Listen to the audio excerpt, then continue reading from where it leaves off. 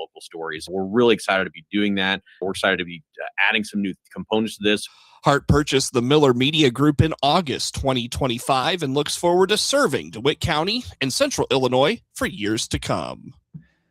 From the Hart Media Group newsroom and DeWittDailyNews.com, I'm Ben Hubbard with this expanded morning newscast.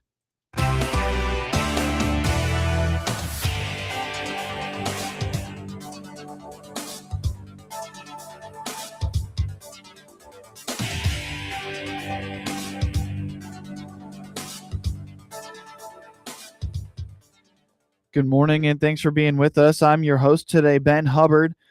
The news is brought to you by Baum Chevy Buick in Clinton, your Silverado headquarters, as well as Connexus, offering fiber internet in Clinton.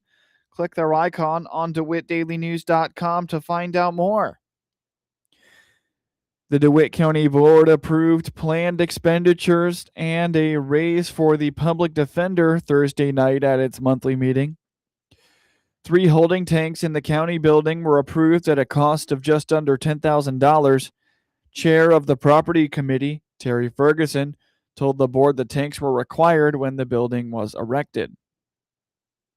The only thing we've got to bring forward to the full board is a motion to remove, to make a motion to remove the 3 water holding tanks at a cost of $9,600. These tanks are here in the courthouse. They were required, I think, when the courthouse was built by our affiliation with because of the power plant. I think they felt this was going to be a long-term fallout shelter.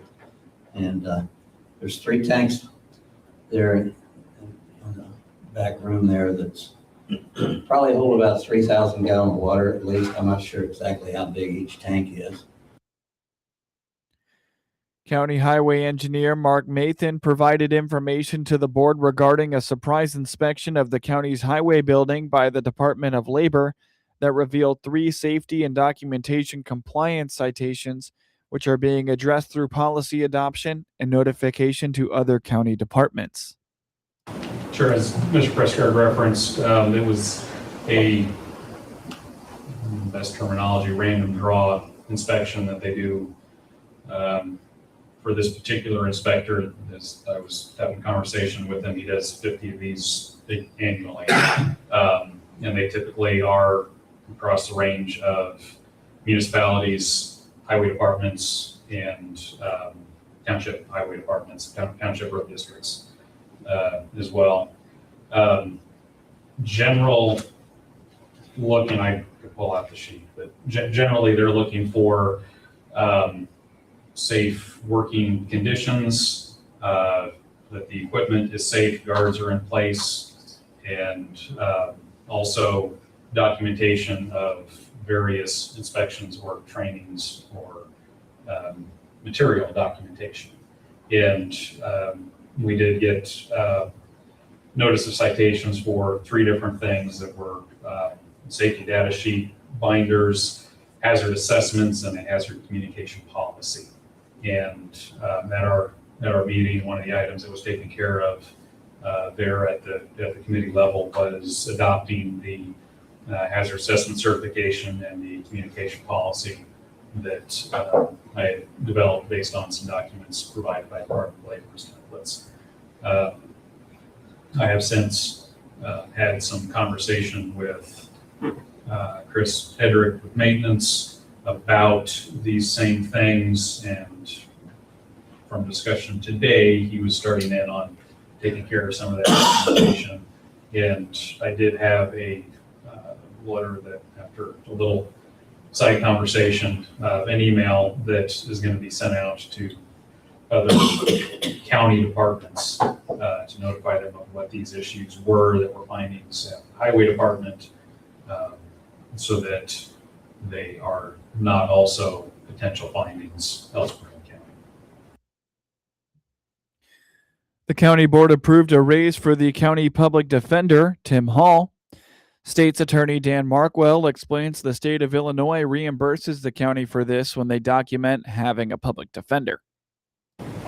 Yes, I'll make the motion to approve and certify the salary increase for the full-time public defender effective July 1, 2026. Second. Second by Tilly. Say, I'm not sure where this came from. This wasn't on finance, was it? No, it didn't. So it's just something that we got No. to approve, right? Is it? Yeah, so every year, if the public defender is given a raise by the state, we've got to certify that we have a full-time public defender and certify the salary. So this allows the county to get reimbursed 2/3 of his salary. So he's already gotten his raise. This allows us to get some of that money back. Any discussion, questions? Also, at the Thursday night meeting, the board approved an engineering agreement with Cummins Engineering to provide building permit review and construction observation services for Prairie Flats Solar Farm. The board approved a 3.5% increase for non-union workers for fiscal year 27. Coming up shortly on this expanded newscast, biannual Illinois Youth Survey data released. With the 2026-27 school year underway in Monticello, the district is excited about a trio of new curriculum-based positions they are adding this year. On the WHOW Morning Show Thursday, Monticello School Superintendent Adam Clapp told the Hart Media Group the district welcomed a curriculum coordinator for this year and 2 instructional coaches. Well, I guess last year we added some job duties to Chelsea Thomas's role as assistant principal, and she was the assistant principal at Washington and our pre-K director. And we added K-5 curriculum to her job description, and she did an excellent job with that. And so did such a good job that we moved and created a district curriculum director. So Chelsea moved into that role. Miranda Klink is serving as a K-5 instructional coach. And those two, along with Dr. Brianna Hendrickson at the high school, who was a dual credit English instructor in years past. She's still doing dual credit English, 2 sections of that, but she's also taking on a 6-12 curriculum coordinator / instructional coach role. So those 3 individuals helped lead PD over the summer in writing revolution and really diving into the ELA side of things right now. And we are loving the support that we're able to give our teachers through our curriculum and instructional team. And in turn, that's going to lead to the more support for our students. The district has also appointed a staffer to help guide the district through the AI revolution. Clapp is excited for what these additions to their support staff will do for the teachers of the district. One other piece of that curriculum instruction team is Clay Dunker. So he was our computers teacher at the elementary level in years past. This year, we've moved him into emerging technology specialist. So he is supporting our teachers in terms of technology and helping lead the district initiative in AI. He's very passionate about that, and he's just a wealth of knowledge and support for our teachers, and really coming basically from the classroom last year into this role this year. He knows what teachers need and is able to support them in that way. And it's just overall, I feel really great about where this group is going and how they're going to support our teachers for this year and moving forward. And the one thing when we talked about this as a board is we feel we've been doing a really good job with our current staffing, but we wanted to take things to the next level. And one of those things that we talked about as a admin team, as a building leadership team, how can we give teachers more support in curriculum and instruction? And this is how we're going to do that. And so we're really excited about it. Monticello schools have introduced several new curriculum pieces in the last few years, and Clapp believes any time you have that kind of change, you need to have supports in place for teachers. Especially at the elementary level in the last 2 to 3 years, we implemented new reading curriculum, and about 5 years ago now, we implemented new math curriculum.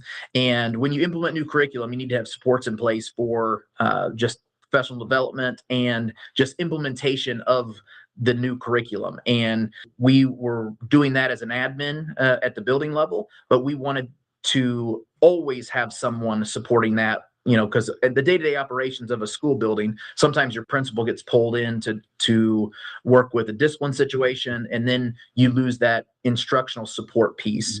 Well, now that we have the curriculum instruction team, that's never going to go away. So we feel that right there in itself is just worth its weight in gold and moving forward. According to CLAP, the district is in a very strong financial position to be able to support these additional staff. Yeah, so we've done a really good job of being good stewards of our money over the years, and have done a good job of using our CPPRT revenue to support curriculum and instruction. And that goes, we feel like we're very competitive when it comes to our teacher contract, and we're very competitive in terms of our staffing and number of programs we run. So that's something we look at, and we looked at that, went over that with the board, just this investment in our staff. And that's what it really comes down to, is we added these positions to support our staff, and we're looking at that as an academic investment. And we think it's going to pay dividends for us. The district was looking for people who are good team members and collaborators. While Monticello maintains strong test scores, CLAP indicates hiring these staffers will allow the district to continue those strong test scores and raise the bar academically. You're listening to the WHOW Morning Show. Let's take a quick break with a word from our sponsors.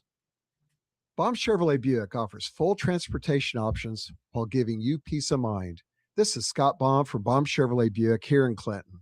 This is what we do every day. We listen to you, give you options for routine maintenance, major mechanical problems, or collision repairs, with a staff that's knowledgeable to find the best option for you. Baum Chevrolet Buick, your full-service dealer. See us at baumchevybuick.com right from the start. In the communities we call home, connection means something more. That's why Connexus Fiber Internet combines the strength of a locally owned network with support from people who call this community home. The internet that powers your day should be built with the same care as the community around you.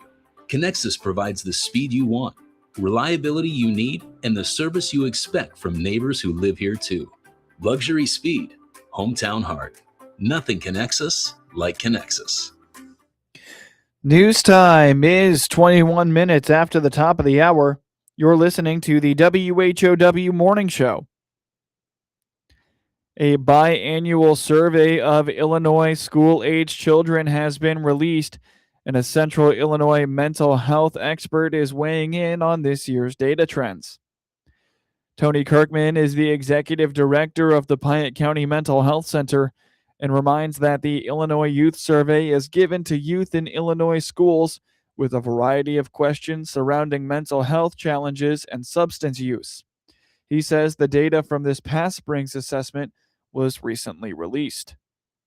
I will tell you that one is I'm a big data nerd, so I like numbers because numbers don't have feelings. They're just objective truths, or at least a good snapshot in the community that allows us to base strategic approaches off of. So the Illinois Youth Survey is a survey that is conducted every 2 years. It is overseen by the University School of Social Work's Center for Prevention Research and Development. So this is a mostly computerized test for all 8th and 10th and 12th graders to sit down and take. It's a self-report that guards their confidentiality, so they have an enrollment number. There's nothing identifying specifically to the student, but it does give us a plethora of data so that we can look as providers of what are some of our strategies that are working, and we can double down on that, and then what are some areas of growth that we need to be putting our attention to.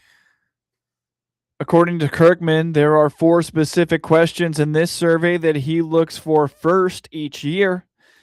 The questions he seeks out deal with suicidal ideation in teens, having a trusted adult other than a parent they can talk to, and substance use. Yeah, so there's typically about 4 questions that I look at for the entire survey. I go right to them. So the first one is there is a question that regards to suicidal ideations. We don't ask those of 8th grade students. We ask those of 10th and 12th graders. So I'm looking right at that number to see where we're moving. I also look towards a question that says, whether or not students have an adult other than their parent they feel comfortable talking to about situations. And then I flip over to the substance use, and I'm looking at kind of three data points. One is, what's the overall usage rate for students in the past year?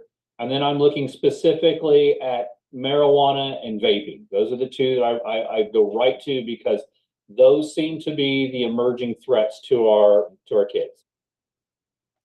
For Kirkman, a success in the data from the Illinois Youth Survey is the dramatic decrease in alcohol and illegal substance use. He feels this is a direct result of education efforts they've taken in recent years. So I've got great news. I love to start with good news. The good news is that for almost every identified question as it relates to alcohol use, illegal substances, when we look at the past year, how often students use, that number is dramatically decreased by almost double digits, which is fantastic. So what that means is that our prevention efforts, the work that the community is doing, it's paying off. And I want to commend the community for that. I also want to commend the school districts because our participation rates for students are going up. So we're somewhere around the 73 percentage points for overall participation, which is great for statistical analysis. It means that we have good, reliable data. And the great part is, both Piatt and DeWitt schools saw an increase, which is not the state norm. Most of the counties in the state are seeing a decrease in their data, in some counties so much so that they can't even accurately report countywide data. So kudos to the school district. There are many other data points that Kirkman is analyzing, as the data has just been released. He is noting that increased access to marijuana and marijuana-infused consumables is increasing among youth. However, vaping, identified as a major challenge, is down. We'll hear more from Kirkman in the weeks ahead at the Hart Media Group. Some big numbers from a 72-hour rain event last week. The system moved through last Thursday through Saturday and resulted in some impressive totals in western Illinois. Per the National Weather Service in the Quad Cities, Viola received 9.38 inches of rain, 7.09 in Aledo, 6.96 in Galva, 6.61 in Colchester, 6.48 in La Harpe, 6.03 in Macomb. And John Baranek is an ag meteorologist at DTN. It started with a stalled frontal boundary, and it was kind of there all week last week, really, from northern Kansas through southern Illinois and the Ohio Valley. And it didn't really move much. It kind of waffled around a bit, and we just saw disturbance after disturbance ride just along and north of that boundary. Really got in to tap into a lot of that hot, humid air south of it. I mean, I know a lot of areas down there in southern Illinois were approaching 100 degrees last week. And the humidity, that was insane. A lot of dew points in the 70s. And so there was just a ton of fuel, and you get any little disturbance riding along that front that can tap into that fuel, and off you go with rain. So we had, it wasn't just in Illinois either. It's really stretched from Nebraska all the way to West Virginia, where we had just round after round after round of heavy rain. Illinois did get some of the worst of it. You mentioned some of those totals there are getting close to 10 inches. Indiana got it a little bit worse. So I guess if you do feel flooded here, be thankful you weren't in central Indiana or eastern Indiana where they had over a foot of rain. But it was just an incredible situation to be in. It does seem to happen every so often here, and it's really stalled front and things moving along it that really can boost those totals up in quick succession. It's just round after round after rain. Wasn't just one, wasn't just two. It was multiples that had to hit the same areas over and over again to get those totals. The National Weather Service in Central Illinois office in Lincoln reported rainfall totals from last Thursday morning through Saturday morning at 9.91 inches in Canton, 9.42 in Hopedale, and 8.46 inches in East Bloomington. One of the big traditions of the Illinois State Fair is recognizing the work at the county fair level. Each year, a county fair person of the year is named. This year's honor goes to Sherry Rep from the Martinsville Ag Fair. Governor J.B. Pritzker is making the announcement. Sherry has served her local fair for more than 6 decades, starting when she was just 13 years old. She has served as secretary of the Martinsville Agricultural Fair since 1962, helping to keep that fair running year after year and preserving the traditions that make it so very special.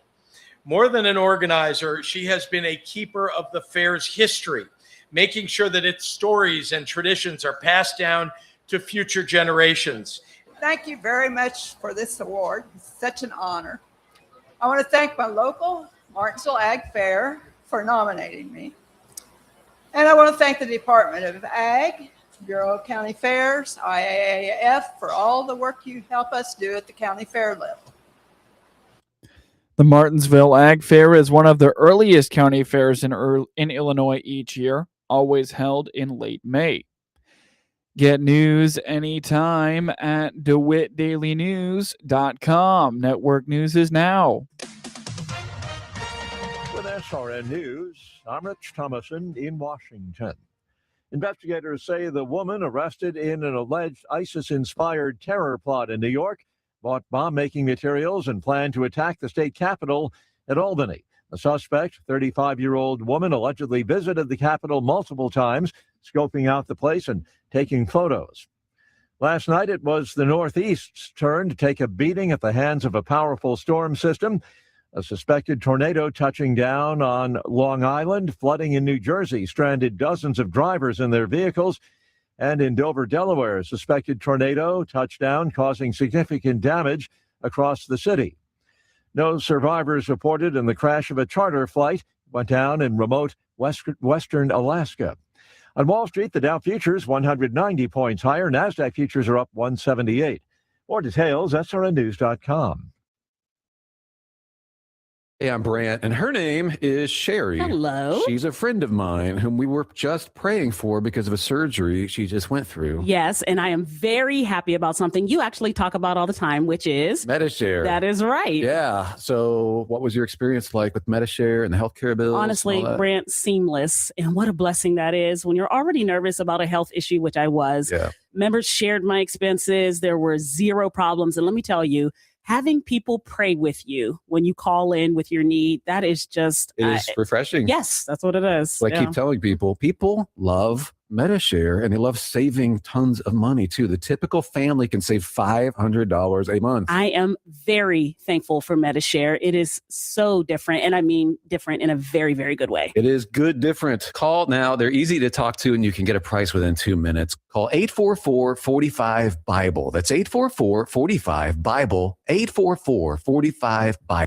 From the Hart Media Group Sports Desk, IL Sportswire, and DeWittDailyNews.com, I'm Ben Hubbard with this local sports report. Clinton opens the 2026 football season with a long road trip to Dakota, Illinois, to take on the Dakota Indians on Saturday as they try to bounce back from an 0-9 season and end a 14-game losing streak. Head coach Ron Bass says this offseason for the Maroons was spent in the weight room as kids jumped back into the grind earlier than he has ever seen. He is proud of his older guys who have stepped into leadership roles already and helped set a hardworking mindset. We did come together as a group in a lot of ways, behind the scenes, non-football related per se, but it just, the kids were ready to get right after it. So we started lifting. We started doing workouts, team workouts in November and December last year, which is by far the earliest I've ever had that. And so, the older guys have been hungry. The weight room attendance was even better than it was last year. So we're still going to be extremely young, though. It's going to be some challenging moments again this year. But I'm telling you, the future looks bright. You're going to see some young players out there playing and that have some talent. So it's going to be, there'll be some times where it's going to be tough, but there's also going to be a lot of exciting moments, I feel, too. Our four seniors, of course, Micah Wheeler, Luke Baker, Van Angel, and Kai Hayes, kind of led the way in the weight room. I think we've got guys have gotten stronger. I know Kai Hayes has worked really hard on his own as well, on top of doing stuff for football, and has dropped some weight and has gotten stronger. And so you're going to see him playing a lot more than he did last year. So we're thrilled about kind of how he's grown up, and his attitude's been wonderful, and helping out the young guys. So, but the other seniors as well, that they've been helping these young guys along. Cole Thomas will be behind the wheel on the field this season after a throwing arm injury forced the team to make a change at quarterback. Bass says Thomas was the natural decision. He will help to lead the Maroons offense and a group of young players. Going into the season, or into the off season, we had Brody Adair, sophomore, who was lined up to be our starting quarterback. He's not a large statured player by any means, but he could deliver and distribute the ball to the athletes that we'll have on the perimeter. But he suffered an unfortunate injury this summer, and so we've got Cole Thomas, who will be playing quarterback this year, and he's growing each week, each practice. Obviously, we spent a lot of time with Brody in the off season, but Cole was going to be the number one receiver last year, so it just makes most sense that he ends up being pushed into that quarterback position. And he can do a lot more for us in the sense that he can run the ball. Not only can he distribute it, but he can make plays himself. So, there's going to be a lot of things going through him. He's not going to be perfect by any means this year. Being a sophomore, it's always difficult, no matter how talented you are, to have that success on a Friday night when you're just a sophomore. Like I said, we have freshmen in the starting lineup, and we have Owen Miller, who's a freshman, and Gavin Friesland, who's a freshman, who are gonna see some playing time, and a whole bunch of sophomores that'll be playing. The Maroons make the 3-hour trip on Saturday to take on the Indians, who went 1-8 last season. Bass expects Dakota to be very physical, but says if his squad can match that physicality, then it should be a favorable matchup. Yeah, a long trip. We're going to kind of treat it like a playoff atmosphere, in the sense of how we kind of structure how we're going to go, and the logistics of going up. But we're going to be playing someone who didn't have a lot of success on the scoreboard last year as well, but plays in a really good conference, and they're going to be very physical. They're young as well. They're going to be a lot of freshmen on both sides of the field that'll be on the field this week, and I think that matches up well for us. They're probably thinking the same thing. Like I said, I like our athletes on the edge, and we got to come out and get ready to be physical, match their physicality. We got to be able to do that. Otherwise, it's going to be tough, because they do have good running back that runs the ball really hard, and we've got to be physical, match that physicality that they have.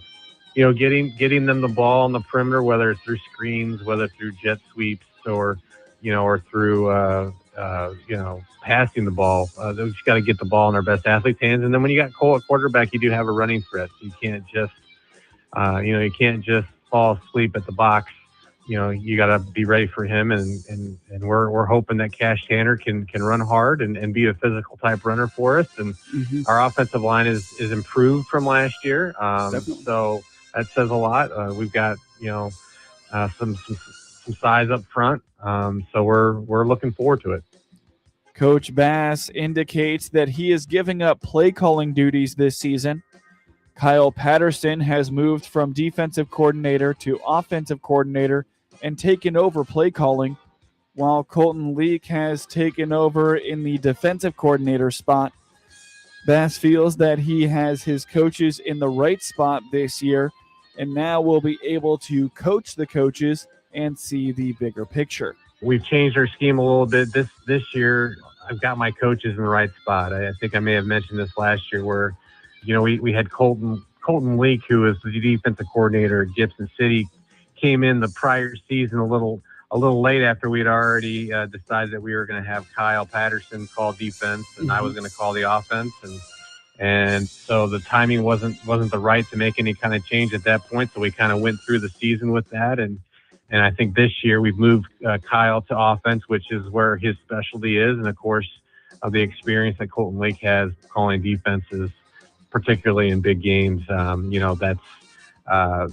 going to help us out immensely. So, it allows me to kind of coach the coaches and see some things from the bigger picture as opposed to calling plays. And that's going to be a different challenge for me personally. But I feel like these guys being in the spots that they are puts us in the best possible position to succeed.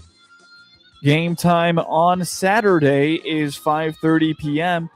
If you're not making the trip, hear the action on the big 1520 AM, 92.3 FM, and 106.5 FM in McLean County at WHOW or any of our digital platforms.